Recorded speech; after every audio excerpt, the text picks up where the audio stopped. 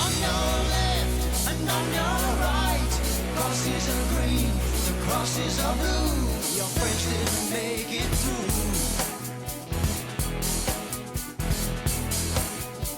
Out of the night and out of the dark, into the fire and into the fight. Well, that's the way the heroes go. Ho, ho, ho.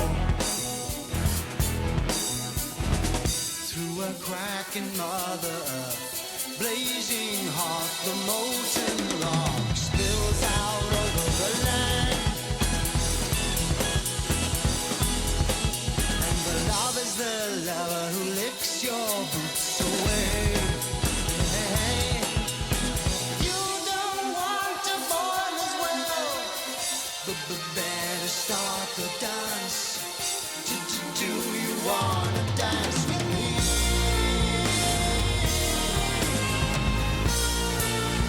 You better start doing it right.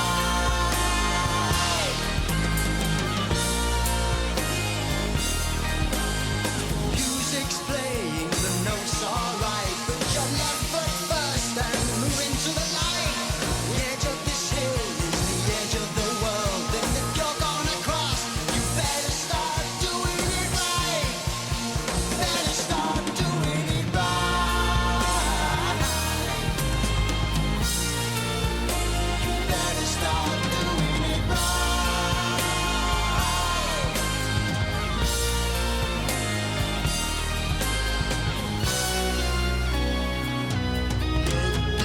dance begin.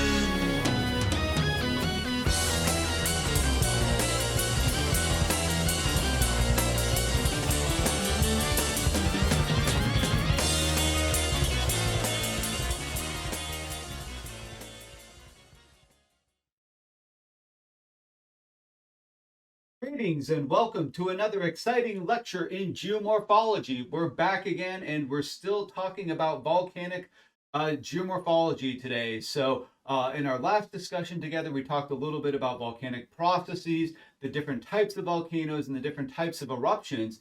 Now we're going to link that to how that influences landscapes and the different types of volcanoes and the different types of landforms that they create.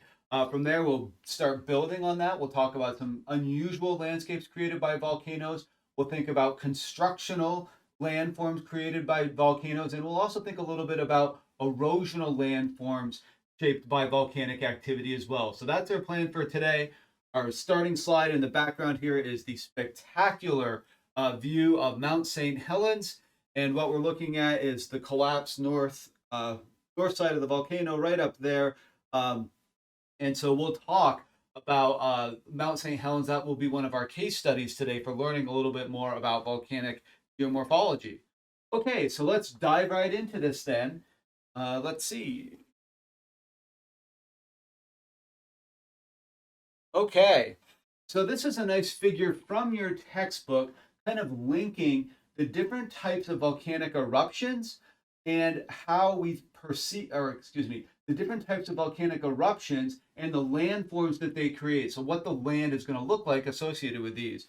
So up here on our, we're going to start thinking about these are volcanic eruptions in terms of explosivity, how explosive they are. And remember that that explosivity is going to be linked to silica content, right? So if you have greater amounts of silica in your magma, you've got those long feldspar chains and they get intertwined with each other. And because of that, you get lots of gases that can get trapped in there that can create more powerful explosive eruption. Okay, so we're going to start here with low silica, so low explosivity. We call these types of eruptions Icelandic style eruptions. And because of that low silica content, we've got a basaltic rocks that are formed in these environments. And so a classic example of this would be Iceland, where you have big, huge eruptions of basalt that kind of cover the landscape. As we kind of increase our silica content a little bit, these are still really low, but where we have a little bit more of an actual eruption, where we have lava that's erupted up into the air and then flowing down, we call these Hawaiian style eruptions. And these create what are known as big, huge, large shield volcanoes. And so remember, these shield volcanoes, that morphology is from having an eruptive center, most of your lava coming out of that eruptive center and then flowing down the sides in all directions, creating that big, broad shield. So that's a shield volcano. The Icelandic style also makes shield volcanoes, but you can also just have huge, huge volumes of eruptions that basically just blanket the landscape and create not necessarily a shield, but a big, broad plateau. So we call those um, volcanic plateaus where we're just having huge, huge, huge volumes of eruptions across the landscape that blanket the landscape. So another great example of an Icelandic style eruption would be the eruption of the Columbia River flood basalt that essentially just bury the landscape and create a big, broad, flat plateau, the Columbia Plateau. Okay, as we start to increase our silica content, we start to increase our explosivity. And because of that, we generate kind of more explosive eruptions. We call these strombolian style eruptions, named for a volcano in Italy. And so what happens is you're able to generate pyroclastic materials that erupts out of the volcano. And these are more intermediate lavas that are produced here. And with these types of strombolian style eruptions, we form kind of these scoria cones where you kind of build up the margin, the flanks of the volcano by essentially pyroclastic debris that kind of builds along the sides of the volcano. So that forms what we call a strombolian style eruption. And then finally, where we have large amounts of a high silica content and we have a highly explosive volcano, we create what's called a Plinian style eruption, named from ancient Rome, where Pliny was writing about these huge, huge eruptions on the island. With Mount Vesuvius. So that's a Plinian style eruption where you generate a huge, huge column of volcanoclastic material that then collapses down on the sides of the volcano. And so take a class on volcanoes, you can learn a little bit more about that. But for us, what I want to say is that the landform that these produce are stratovolcanoes or composite volcanoes, where you're going to have layers on the sides representative of those large Plinian style eruptions that build up the volcano over time. So you have layers of pyroclastic debris, layers of ash, layers of lavas along the flanks of these larger volcanoes. Okay, so here's some pictures of this Icelandic style eruption. Imagine this basaltic lava, pahoehoe lavas that kind of just spill out over the whole landscape. Hawaiian style volcanoes, you got kind of eruption and building around a central vent and building those shield volcanoes. Strombolian style eruption, where we're building up these kind of significantly larger than a shield volcano in terms of what their elevation. Well, that's not true. Let me rephrase that we get a steeper, high relief volcano at a strombolian style eruption. And then finally, our Plinian style eruption and our stratovolcano right here, we've got Mount St. Helens that erupted in 1980.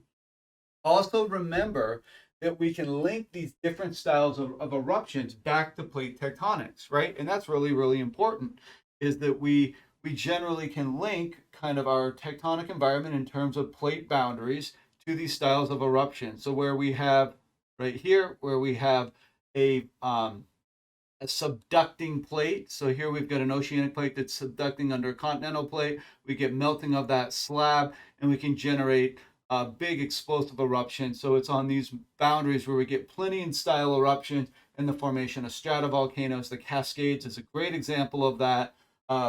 At spreading centers is where we can have that Icelandic style of eruptions. And then at hot spots, we get Hawaiian style. And then potentially at plate boundaries where you have one oceanic plate subducting under another, we can create those strombolian style of eruption. So plate tectonics links to our understanding of the different types of volcanoes and the different types of landforms and landscapes created by those eruptions. Okay, let's move ahead a little bit. Let's look at a case study here from an eruption of a volcano in Mexico, Paricutin. And this is a fascinating story of a volcano and basically a scoria cone that was created in the 20th century. And so this volcano did not exist before 1943. And so what we saw is eruptions multiple eruptions, kind of on the order of magnitude of weeks to months, and basically eruptions where you're starting to stack kind of pyroclastic material on the sides of the volcano. And what we see is that the actual size of the volcano grows over the time period of about a decade, with our first eruption in 1943, February of 1943, and then quiescence in by 1952. So this is kind of classic of these types of cinder cones, is that they're not necessarily huge, large features. We're only talking about increasing the elevation here from the pre-eruptive ground surface, several hundred meters in height. But that happens relatively quickly. We build that topography over a matter of years, at about a decade in this case. And then in this case as well, we cease eruptive activity at Pericutine, and now we have this new cinder cone in the landscape. Okay, the cool thing is with these types of cinder cones or scoria cones is that they're going to be modified significantly after their construction. So these things are built, and so a fresh scoria cone or cinder cone might have a nice kind of crater right in the center of it, and then it's going to have nice smooth sides as you basically are built to the angle of repose, that are essentially the pyroclastic ejecta on the flanks of the volcano.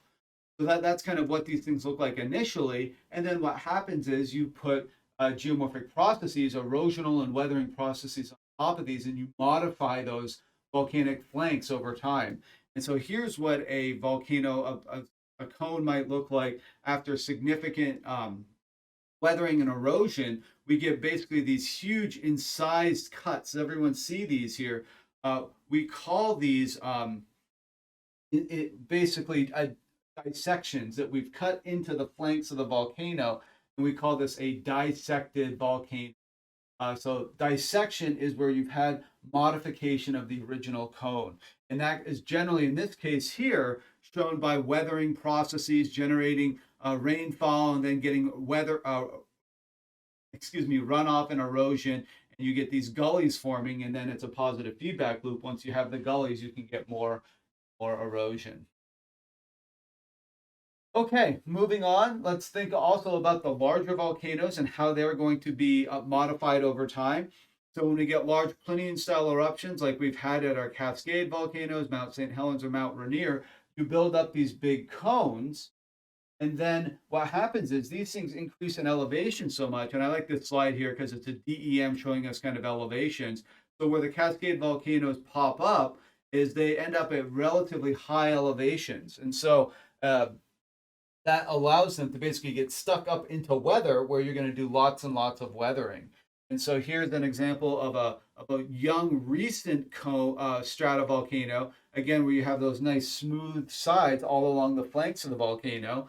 And then once you stick it up in the weather, and especially at high elevations, you can start to glaciate the flanks of the volcano. And then, as we know from a couple of weeks ago, glaciers are incredibly effective erosional mechanisms. And so they'll start to deeply incise the flanks of the volcano. And so this is Mount Rainier, which has been highly dissected by glacial activity. Stratovolcanoes can also be modified by further constructional volcanic activity as well. So here's a lava dome that's been created in the crater here at Mount St. Helens. And so we're growing up a new landform in the center of the crater post-eruption. All right, let's look at this case of Mount St. Helens in a little bit more detail, because it's a fascinating story in terms of geomorphology and volcanology and how landscapes change over time, and how different geologic processes interact together to create the landscapes we see today. So here's Mount St. Helens. This is what it looks like roughly if you see it today. Here's what Mount St. Helens looked like prior to 1980. And so this is really interesting, right? Mount St. Helens was your classic kind of not cylindrical, pyramid-style volcano with all the flanks on all the sides. And what happened was we had a huge eruption and a sector collapse that basically created a radically different landscape. And so let's look at the stages of eruption in Mount St. Helens here. So this is what happens with Mount St. Helens prior to eruption. We have a plug of new magma that comes up into the volcano. And so as that magma is moving up into the volcano, it's essentially as it's moving up, it's creating small little earthquakes and deforming the ground, and you get this bulging edifice on the north side of the volcano because you're kind of shove a bunch of magma up into there. And so what happens is by pushing that magma up in, you destabilize the slope. And what actually happens at Mount St. Helens is you trigger a huge landslide, and the entire mountain collapses due to that destabilization. So at Mount St. Helens, before we have a volcanic eruption, we have this huge landslide. I should be doing this towards me, right? We have this huge landslide where we basically collapse the north flank of the volcano. And what that allows you to do is you uncork the champagne bottle at this point, and that magma can escape. And that is what causes the huge eruption. So first we have volcano here with that unstable north flank, and then that collapses. And so the first thing we're seeing right down there is the collapsing of the volcano. And then after that is when we're going to have the eruption. And because we collapse the side of the volcano, we end up with a directed Plinian blast as opposed to a vertical blast. Because we've destabilized that north flank, that blast is oriented to the north. Okay, so here it is now. We've completely removed the side of the mountain here, and we get that directed blast. So you get a directed Plinian blast, and then after that we've basically started that. Then afterwards, we open up the vent. It's completely uncapped, and you end up with a vertical blast afterward. First, have that directed blast, and then a vertical Plinian eruption afterward. Let's look at some satellite imagery of what it looks like. Here's Mount St. Helens in 1973. So this is satellite imagery here. Green is all the vegetation, and then on the flanks of the volcano, we get glaciers. And then we have our huge eruption right here. We get a collapsing of the north flank of the volcano. And notice here where our pyroclastic material ends up getting blasted to. It's to the north and to the west because of that directed blast, right? We have that directed blast. And so we get minimal pyroclastic flow to the south down here. And we get that big blast that blasts and ejects pyroclastic material to the north. So here's what the landscape looked like just a couple of years after the volcanic eruption. And then here it is in 2000, over almost two decades later, when we actually start to see revegetation of the landscape that was covered in pyroclastic debris. And then we can kind of still see our volcanic crater that's essentially got the north flank of the mountain that's been collapsed. And then what we also see trailing out this right here, that is essentially fluvial sediments now that are being shed and eroded off the flanks of the volcano and moving down the river valleys. In this case, the Toutle River here, fork of the Toutle River. Remember, we can tie this back to fluvial geomorphology, right? We talked about in fluvial geomorphology that fluvial and mass movements, that we can get these slurries of ash and water and ice and create these lahars. And so lahars are that delayed hazard associated with volcanic eruptions. So here's a lahar coming out of the crater here on Mount St. Helens, and these can be very destructive. They can fill up river valleys. So here's an example of that from Mount St. Helens. So here's the image from your textbook showing Mount St. Helens right here, and then the area that was impacted by the debris avalanche. But what we're going to see on all the rivers here coming out off the flanks of the volcano is you're going to have really high sediment loads. So this is sediment that's grading in the river valleys through lahars and trying to move this sediment out. And so this is a really neat graph over here. Here's showing sediment yields on the south fork of the Toutle River. So that's this one right here. The picture that I'm showing you behind me here, that's the North Fork of the Toutle from a regional geology trip back in 2018. So this is neat. This is showing us from 1980 to the year 2000, how the amount of sediment that's moving in the rivers. We call that sediment yield. And looking at two of the rivers here on the flanks of the volcano of Mount St. Helens, just one right here that has a grayed area above it and dark gray below. That's kind of our long-term geologic average for Cascade volcanoes and how much sediment's eroded off them. And what we see is that we get very, very high sediment yields in the years right after the eruption, and that's due to all this ash and unstable pyroclastic material that's mantling all the slopes. And so we wash that down into our rivers.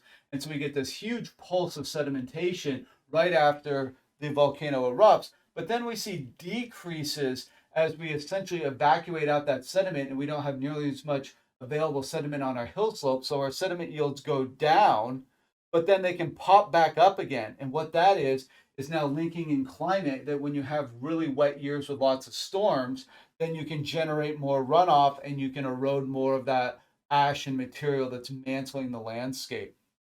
So it's kind of a tricky story understanding these sediment yields. You have to understand when the eruption occurred, how quickly you can evacuate the slopes, but then you're going to have potentially delayed higher sediment yields in the future when you have really, really wet years with big storms.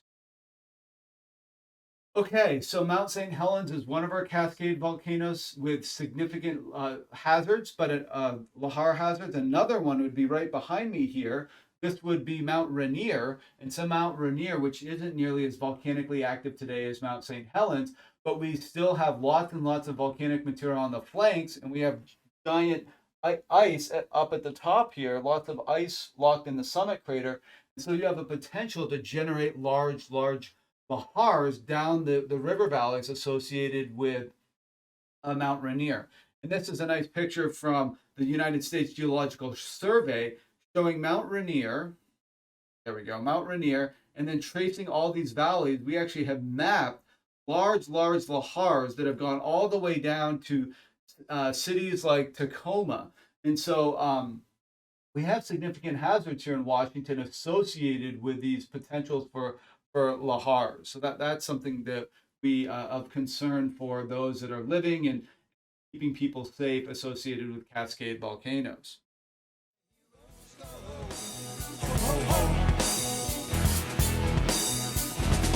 Through a crack in Mother Earth, blazing hot, the molten rock spills out over the land.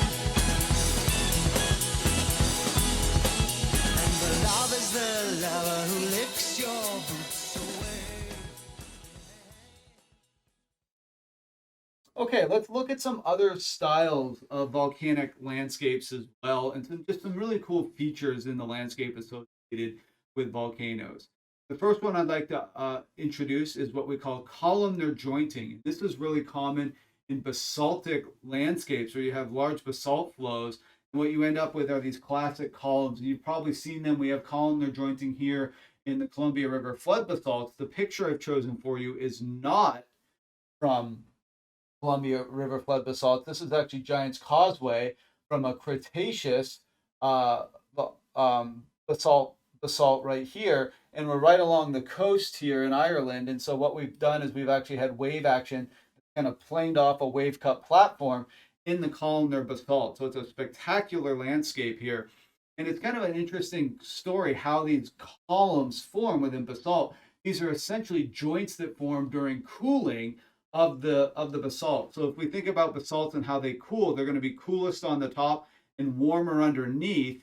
And what ends up happening is as they cool, they contract, right? They get smaller, and so the basalt starts pulling away from itself as it's cooling, and then it starts to crack. And basically, in a perfect setting, what you end up with is the easiest way for these to joint and crack is along these six sides here. So generally, you get kind of six-sided columns in columnar basalt as they crack and as they cool and they kind of pull away from each other. So that's the simplified view of columnar jointing and how it forms. You can get talking with basalt experts will get into way more detail about how columnar joints form. But for us today, for understanding these landscapes that we see, let's just simplify it into a cooling feature associated with the contraction, fracturing of the basalt during cooling. Okay, we can also have spectacular lava landforms at the surface as well. So if we have kind of Pohoihoi flows, those Pohoihoi flows are kind of ropey, and so you'll get these ropey landforms. And if you have Ah flows that are kind of have that blocky, chunky look, they'll look more like this. Some other really cool landforms you can see. This is a picture from your textbook here. And so we get what are called skylights, where you have lava that's moving underneath the cooled surface, and you can actually see that window down into the magma that's actually, or lava, I should say, that's moving underneath. And we can also see what are called lava tunnels, where you've had cooled basalt, but you had magma or lava that was moving underneath the cooled surface, and you can actually create these lava tunnels beneath a cool basalt surface. Okay, let's add a little water into the mix. A fascinating landform that we also see is something called, or not a landform, a process that happens within volcanic eruptions is what's called a phreatomagmatic eruption. And so a phreatomagmatic eruption is essentially a steam style eruption where underground you have magma that warms up and boils water and generates huge pressures of steam underground, and then they blast out at the surface. That's what we call a phreatomagmatic eruption. So it's an eruption at the surface, but you're not erupting lots and lots of pyroclastic material. You're erupting steam that blasts out in this case. So the landform associated with these phreatomagmatic eruptions is what we call a maar. And so you end up with this crater. You create a crater because you basically blasted everything out from that steam blast. And so it creates a crater that we call a maar.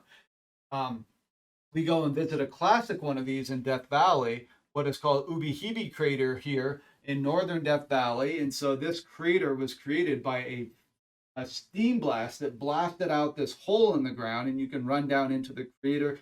Very, very windy here. So here's us being held up by the wind. So this is Ubi crater, one of the most fun names to say in geomorphology. So this is the result of a phreatomagmatic eruption, a steam blast. Okay, you can also make these really cool landforms in volcanic landscapes where you have ice called tuyas. And these are essentially these mesa-capped, flat-top mountains. And what these are associated with is when you have an eruption that is underneath a thick ice cap. So this is from Iceland. And so this area used to have thicker ice on it. There's no ice now. And so these tuyas are formed by erupting from underneath the ice cap. And then basically you cool the top really quickly and you form this really flat top on them. We call that a tuya. Okay, let's move on and think about erosional landforms also associated with glaciers. With volcanoes, excuse me. Volcanoes and volcanic environments make some spectacular erosional features. And so here's a great example from the desert southwest, the Four Corners region, where we have a volcanic neck. So this is Shiprock, New Mexico.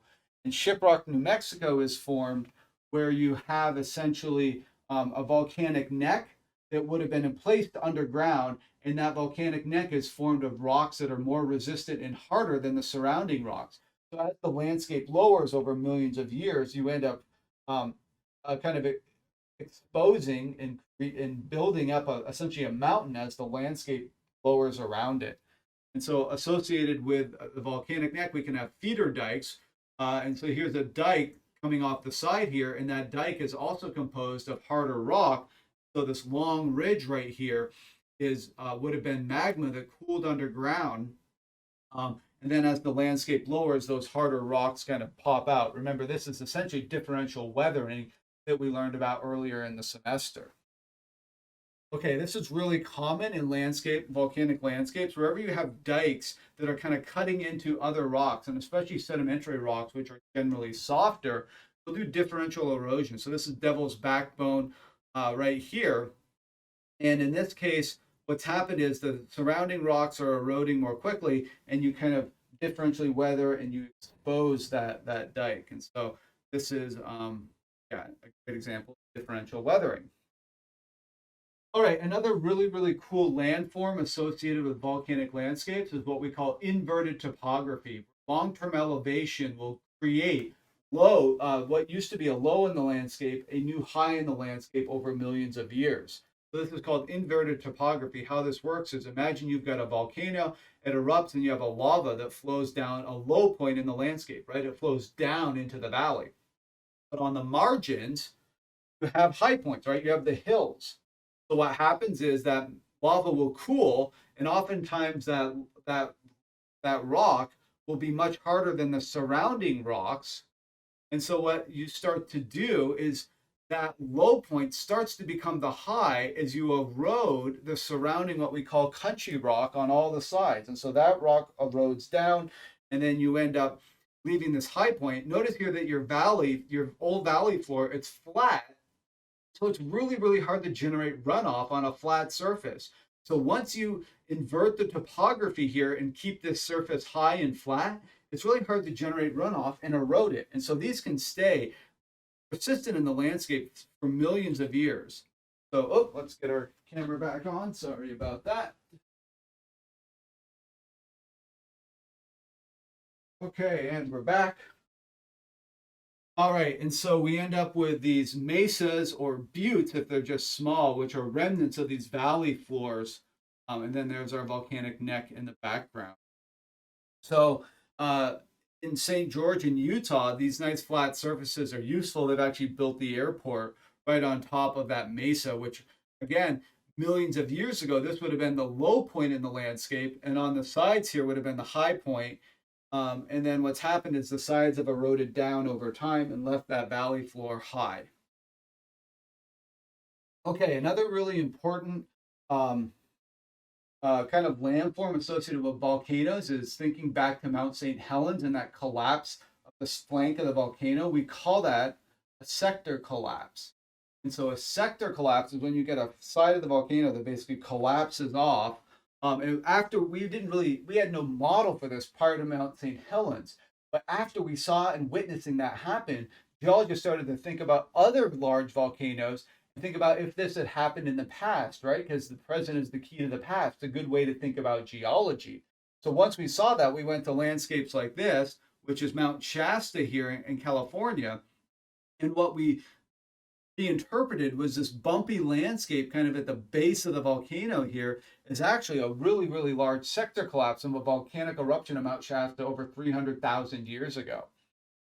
Okay, so moving ahead then, this is a really interesting kind of output from that, or is essentially thinking about the size of the missing area on the volcano and comparing that to the volume of the debris avalanche at the base. And there's a really, really strong correlation. So what we're looking at here, the yellow dots are our caldera volume, kind of how much space is missing on the volcano. And our blue dots here are the size of the debris avalanche. And so what we're essentially doing is taking our debris avalanches and putting them back up on the slope. And this is really cool. The larger crater volumes are associated with the larger debris avalanches. So this is a common feature that we now see around the world is you'll have kind of a portion of the volcano missing, but you can go find it. It's sitting down at the base of the volcano in a big debris avalanche deposit. Okay, we can see this in the Hawaiian Islands as well. This is really cool. This is a map from your textbook showing the trail of the Hawaiian Islands as the Pacific plate is moving over the hotspot, the Hawaiian hotspot. The black is where we have islands today. So there's right there is the Big Island. And so what we see is we start mapping kind of the landforms beneath the surface of the islands. We can actually identify slumps from kind of slower scale kind of movement that's sloughing off the flanks of the volcano into the ocean. And so that's this orange color here, these kind of slower movements of slumps. But then we also have evidence for huge, huge debris avalanches. And these huge debris avalanches where you have the collapse of the flanks of the of one of the Hawaiian Island volcanoes, and so that you can kind of trace that out. It's also really interesting what we see in blue are submerged volcanic islands as the Pacific plate has moved off the hotspot, kind of that landscape cools and contracts and lowers, and you submerge those islands. Okay, another really important point thinking about these types of sector collapses, especially in volcanic settings in the ocean, is that they can generate large debris, debris avalanches and then large tsunamis. So here we're looking at the Stromboli volcano, And kind of the yellow colors are right at sea level. So all these colors down here are below sea level. And what we see is now what seems classic now is that flank of the volcano that's missing. That's the sector collapse.